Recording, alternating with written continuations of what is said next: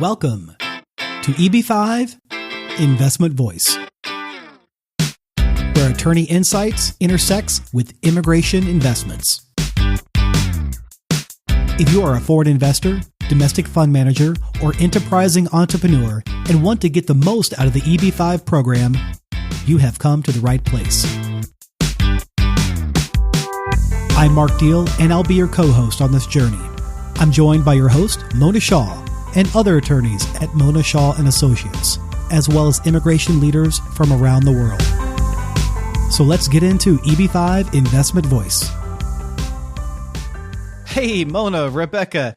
You know, it has been much easier connecting with both of you the last, we'll say, 6-7 months to do this podcast, because usually you are traveling so much. I know, Mark. My goodness. I haven't had my feet on American soil for so long, ever, I think, at least since 2010 or 2011. You know, there was a time I was in China every month. And then after the China market started to go down, Rebecca, we were in the UAE, we were in India, we were in Europe, we were in the Stans and Russia, Africa. Yeah. Oh my God. We were everywhere. And we had more trips planned moving forward. I mean, who knew that this was going to happen, Mona? I mean, you and I were just coming back from conferences. I was coming back from India late February, early March. You were coming back from the UK. Yeah, I was in the UK early March, and that was when we were discussing about the conferences in Belgium. Hey, Mark, we do actually do our work at the same time. That's why we're super women. I know. And we usually do a couple of shows when we can at once. And a lot of times they start off by where in the world has Mona and Rebecca been? But it's been different lately. You know, now that we're kind of into this whole pandemic thing, and we know that it's not a question of a few months and we can go start traveling again. Because if you remember, right at the beginning of, March, April, we were talking about moving conferences to end of July, and then maybe September, and then maybe November. No, I think we have at least another 6 months to a year of not traveling, which means that we are dependent on virtual conferences. Yeah, we have these virtual conferences now, but traveling, it gave us a different edge at certain points. I know we were a full-fledged law firm.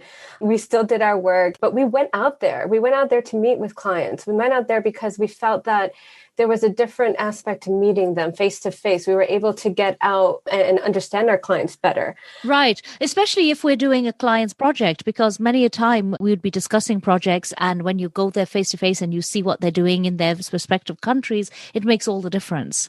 Mm-hmm. But saying that, Rebecca, it has been nice not to travel so much. Yes, it has. We've saved money. We've saved a lot of money because, putting it straightforward, Mark, it's not cheap. When you're talking about airfare and when you're talking about being out of the office, and meals. hotels, and yeah, it is. There is a balance to everything, but people want to understand, does EB5 work with virtual conferences? And I think that EB5 is such an area where personal contacts is so important that maybe it can work, but at some point you still have to make the relationship work also.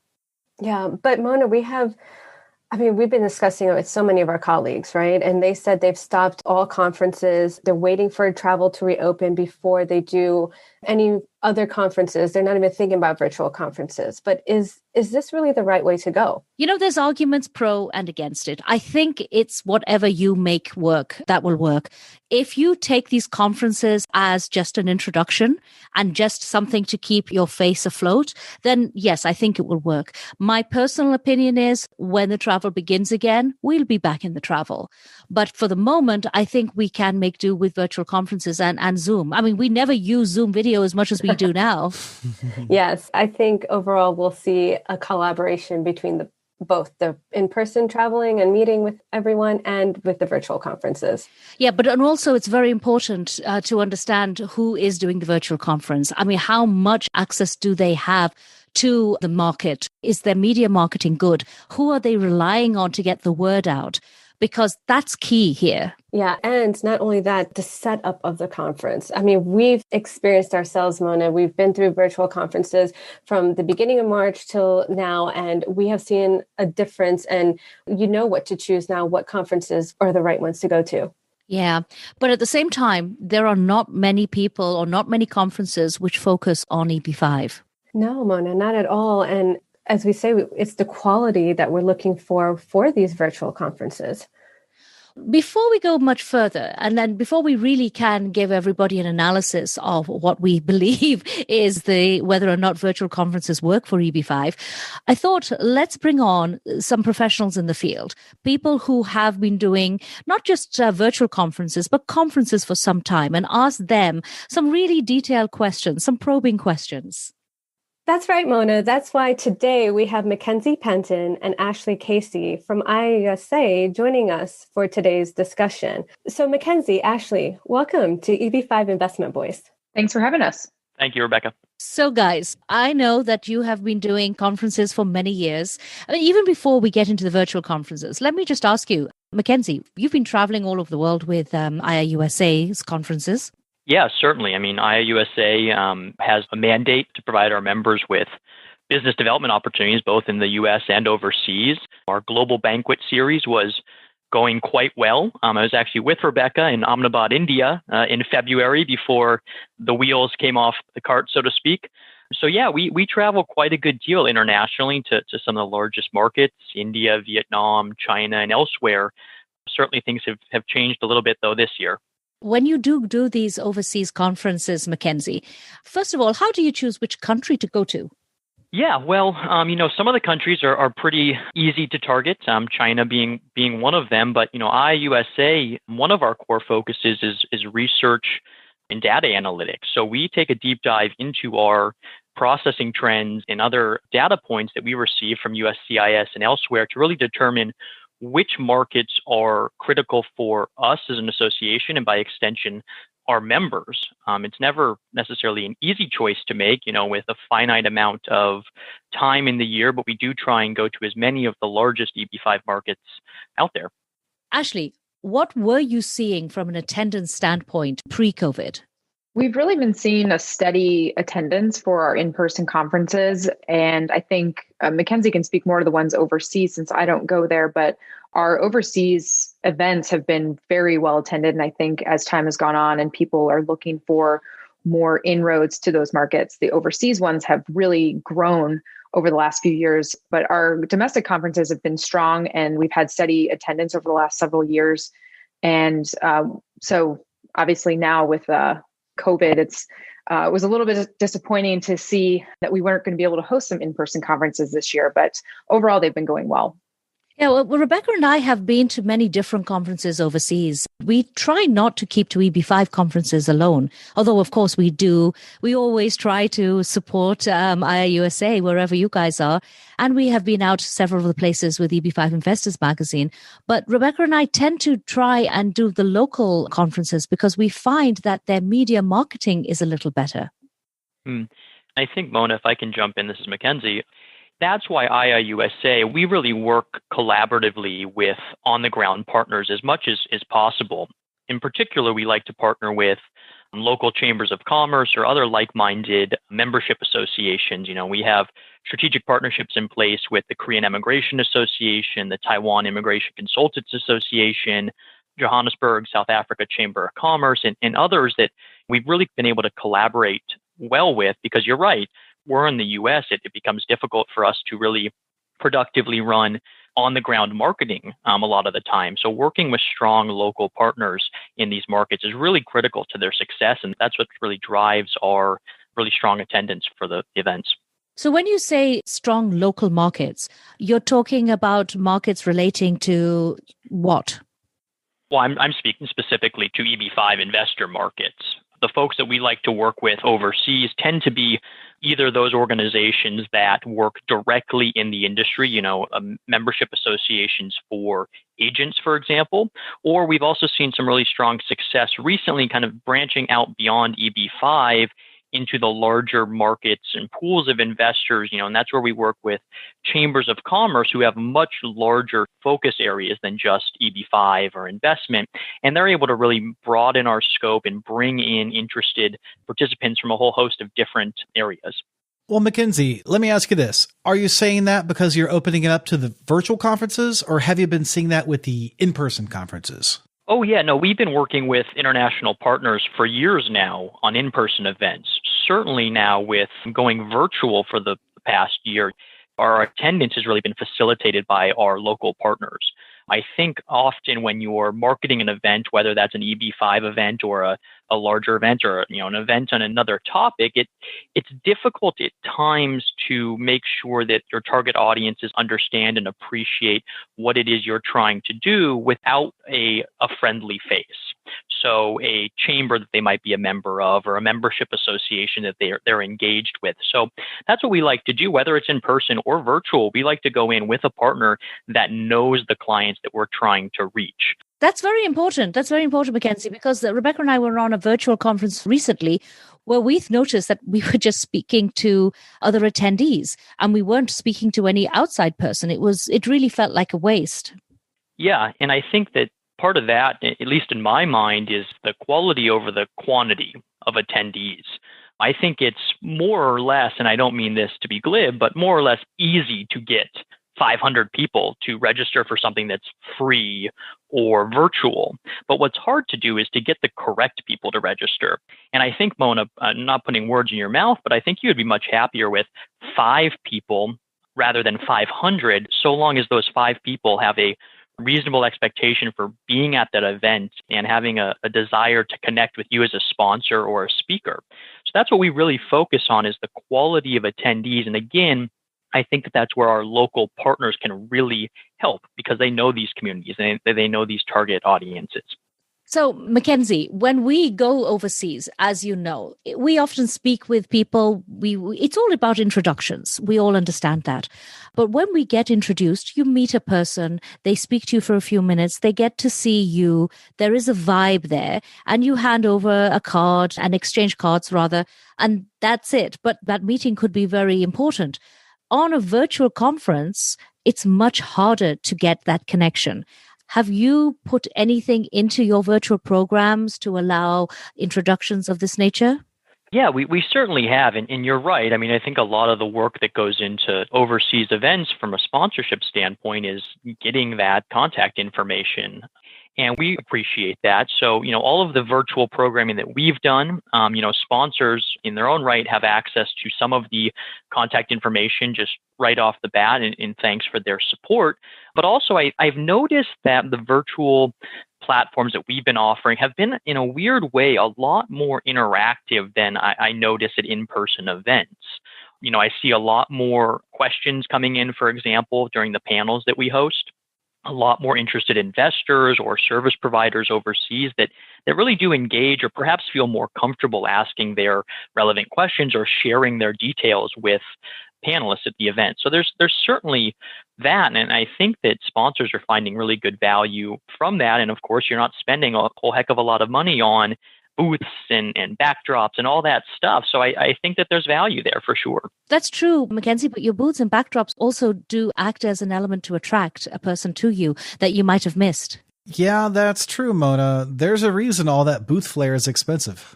I think, though, again, I look at the quality over quantity again, because there's no guarantee to say that you're attracting the right people to your booth. And more often than not, at least when I go to events, I go to the booth because they have a free pen, or some candy or whatever they might be offering. So having the right people in the room. And I think, perhaps to backtrack a little bit on IIUSA ourselves, we're a membership association.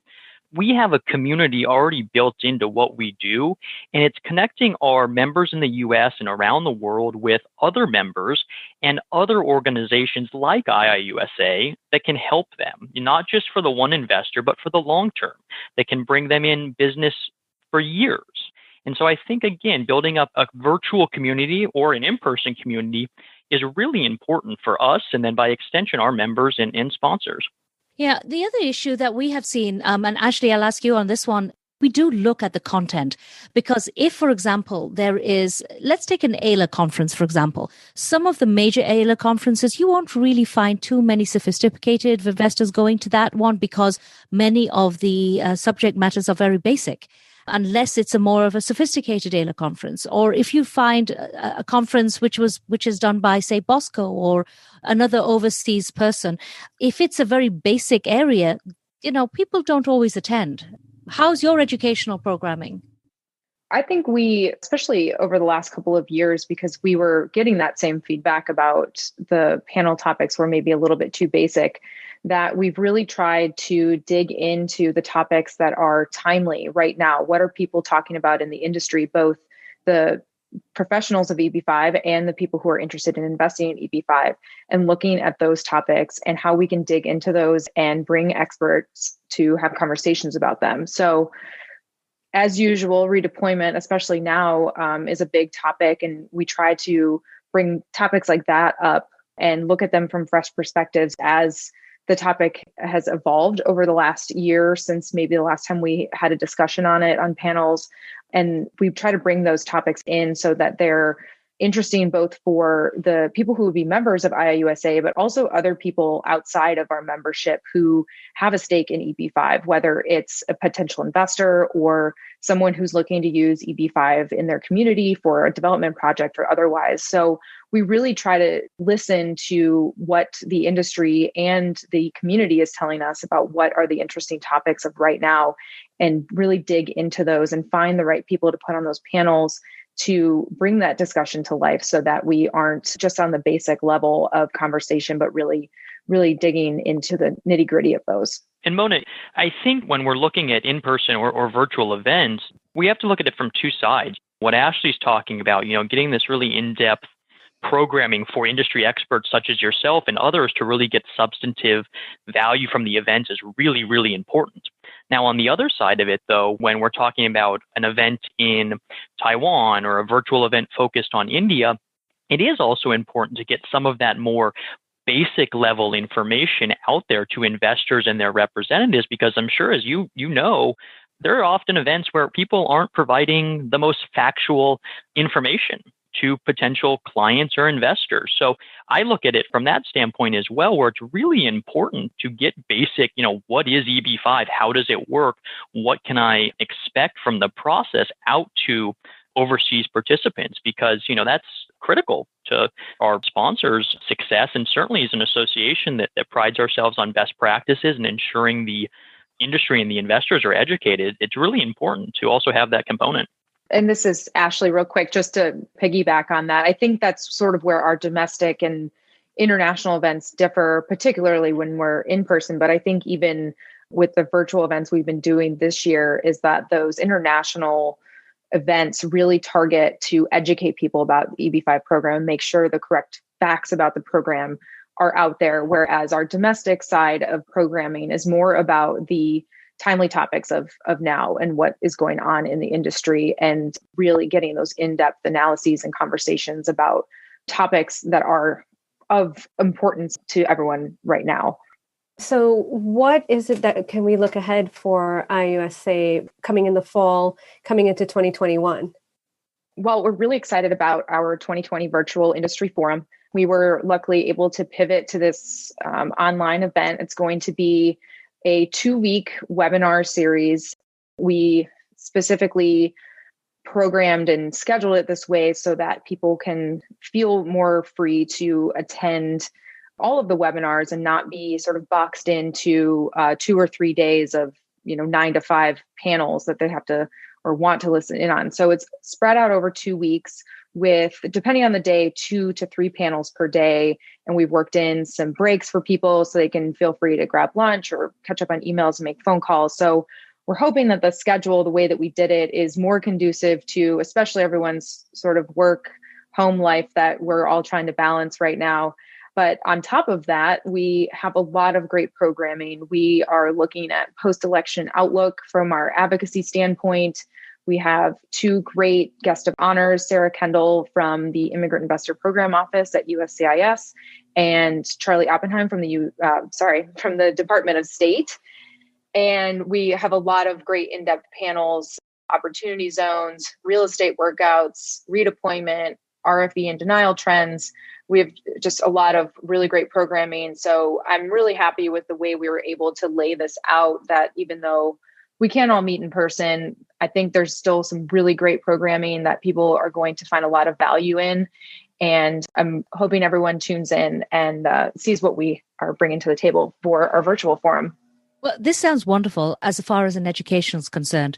But what are the questions I have again? If I was somebody who wanted to find an investor, would this be a forum, McKenzie, that I should go to? I mean, is this is a forum, it sounds to me, and I'm going to be a little critical here. It's wonderful, don't get me wrong, but it's a forum to educate. It's not a forum to, market. Well, I think in order for you to productively market, Mona, the first step is education. Good answer. Good answer. Certainly can appreciate the point you're making there. And to a certain extent, you're right. As Ashley noted earlier, our domestic events tend to be more education focused. They tend to be more geared towards U.S. attendees.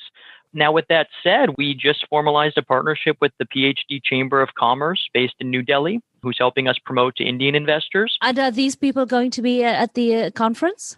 Well, they're not going to be there. They're going to be virtually there. And virtually there. But if I wanted to get in touch with this person or someone the New Delhi Association Chamber of Commerce brought in, how would I do that? Sponsors for our events, they have access to a lot of the information on our delegates and our participants. So, anyone, of course, is welcome to sponsor our events and participate in that capacity. And, with sponsorship, we really look at it as it's supporting the work overall of IIUSA. We're not a for-profit organization out there hosting events just to host events. We're utilizing that revenue and that sponsorship capital to extend and expand the mission of EB5 and help both members and investors.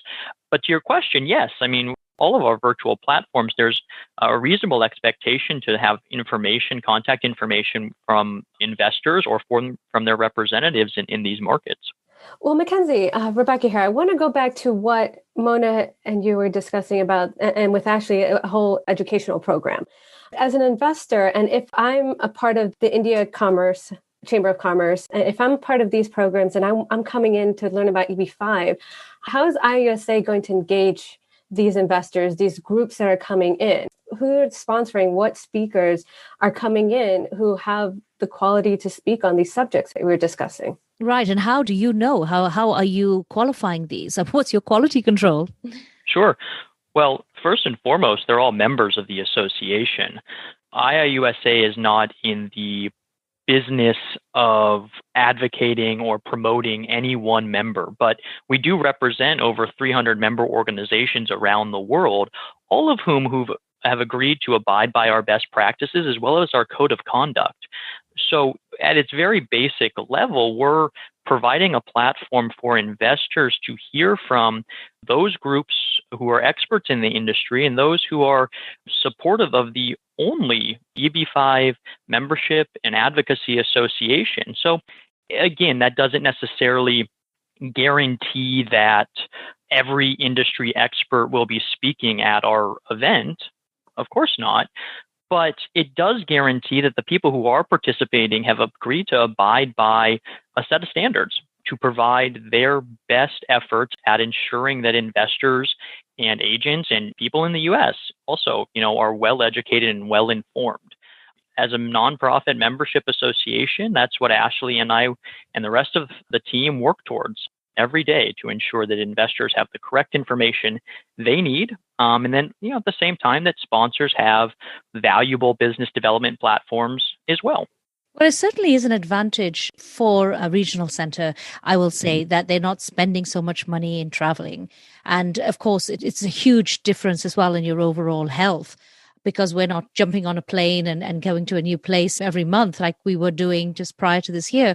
But at the same time, McKenzie, how would you answer this? It's no substitute for meeting face to face. There's certainly things you cannot do virtually.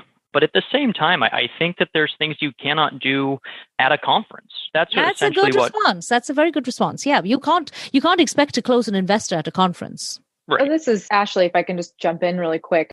Sometimes at conferences, there's people you want to talk to, and you spend 2 days chasing them around, trying to find them, trying to get a moment to talk to them. And I think sometimes with these virtual forums, it gives you an opportunity to have a more focused audience, more captive audience, because even though they may only be there for 1 hour or however long that panel is, they are captive in that moment when they're tuned into that webinar versus at a conference when you may be just sort of missing each other, ships passing in the night at a conference. So I think that's another benefit to the virtual forum.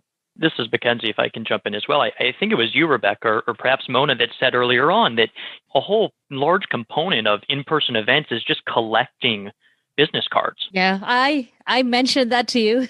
Yeah. Yes. That's what you're doing by participating in a virtual conference or one of our virtual overseas oriented events. That's what you're doing is getting the virtual business cards, making the initial point of contact. I know you're not closing investors at your booth in India or Vietnam or wherever else you might be. You're doing that after you've had time to really talk things through with the potential investor, and they understand the process and as well as your firm to a greater extent. So it's really, again, it's just the start is the virtual event that we're hosting, and I think others probably in the industry are hosting as well. Well, we do see this as being something which is going to stay. First of all, we don't see it going away for at least another year.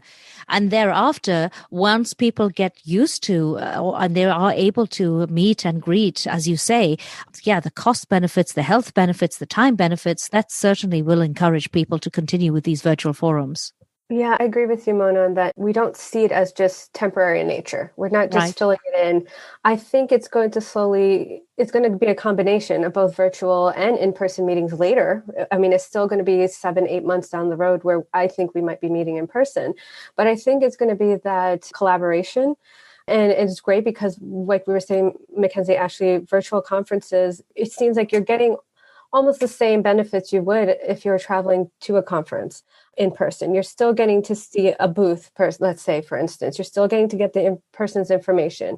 You can still listen into the panels. You can ask questions. And I feel like sometimes it's even better that you get to ask questions in there, as the panelists can actually gear the questions towards the audience versus waiting till the end to ask your questions. And then sometimes you run out and don't even have time to ask the person.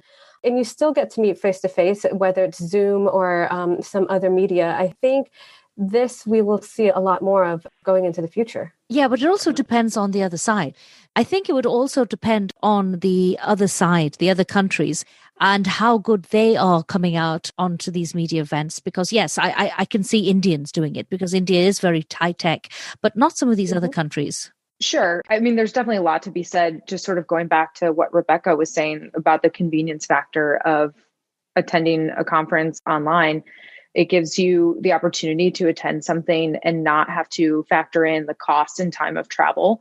Normally for our in-person domestic conferences, let alone the overseas ones, someone's looking at 2 to 3 days away from their office, from their family, and the virtual setup gives you an opportunity to dial in when it's convenient for you and not have to travel anywhere. That's a huge plus. I mean, right. we know because we're out every month and at the same time we're running our office.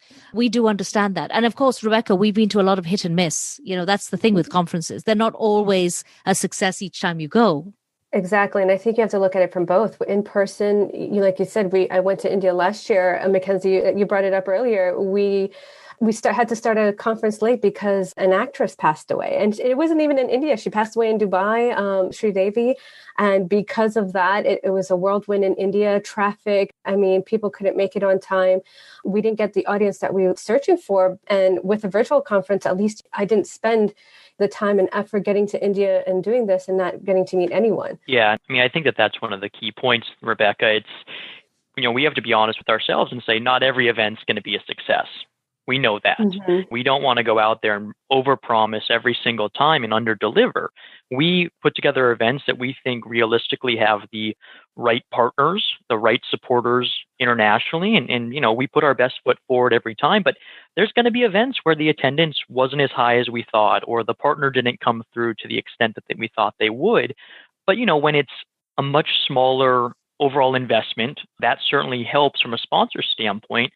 But also, these events, if done correctly, you're talking 7, 8, 9 months down the road when we can do conferences again. By that point, I really hope that this has become a key component of people's marketing strategies. Mm-hmm. Yeah, I agree. I think that's what we are going to try and see. But we have to educate the public because the EB5 is not a virtual conference platform type of industry. It's not like some of the other industries. So here... I actually would jump in really quick there because Sure. I think in some ways it is the perfect industry for virtual platform because, as we all know, the EB5 industry changes rapidly. There's a constant evolution of our program, and there's always some new thing that is happening that people want to talk about. And so I think the virtual platform gives us the opportunity to be a little bit more nimble. And when really important topics come up that people want to talk about, the virtual gives us that opportunity to put a webinar on quickly and have people there together talking about whatever that timely topic might be, and versus having to wait 6 months to meet in person and talk about it there. Yeah, actually, I really do agree. I think that virtual is here to stay, and I think it's going to be a key component if we can get it right. If we can get these conferences to the T with the educational side and allowing people to get the introductions. You have one coming up, right? We do. It is in the early part of November, from November 10th to the 19th. And I know that sounds like a really long event, but it is actually only 5 days. We spread it out over the course of 2 weeks. So we have panels on the 10th, 12th, 17th, 18th, and 19th. If you're looking for more information, it's on IIUSA.org. And we certainly look forward to seeing everyone at that conference in November. Yeah, thanks for that. We'll be sure to put a link to the 2020 IIUSA Virtual Industry Forum in the show notes. And thank you again, Ashley Casey and McKenzie Penton, for coming on EB5 Investment Voice. Thank you for having us. It was a pleasure to be here. Thank you. It was a pleasure. So, Mona, Rebecca, I know the topic of this episode has been revolving around, do these virtual conferences work for EB5? And I think Ashley and McKenzie have done a pretty good job in answering that. And we've been producing this podcast for nearly 5 years. And for listeners that have wanted more from us, well, we're not going to disappoint. We're going to be doing something a little different, at least for us, a little new, certainly for us. We're going to start live streaming some of our episodes in a way that you can not only watch us live on video, but ask questions as well. And for those that can't join us live, don't worry. You'll still be able to get the show, the podcast via the audio stream, the way you've previously enjoyed us, as well as you'll probably have the ability to watch the replay of the video, flubs and all. So if you want to get updates on when we will be streaming live, head on over to Mona Shaw and Associates website at mshawlaw.com and subscribe to our email newsletter. Thanks, guys. And we look forward to seeing you all in live and in person. Yeah, actually see you in person. Thank you for being with us today on EB5 Investment Voice. The topics presented in this podcast is informational in nature and is not to be taken as specific legal advice. If you have questions on the topics presented in this episode or other investment immigration needs, please contact Mona Shaw and Associates. Mona and her attorney staff can be reached at mshawlaw.com. That's MSHAH law.com. Make sure you don't miss our next episode focusing on a different aspect of the EB5 program by subscribing to the podcast. While you're at it, leave us a rating on iTunes. If you really found this episode valuable, share it with someone else that could benefit from this information. Until then, I'll see you on the next episode of EB5 Investment Voice.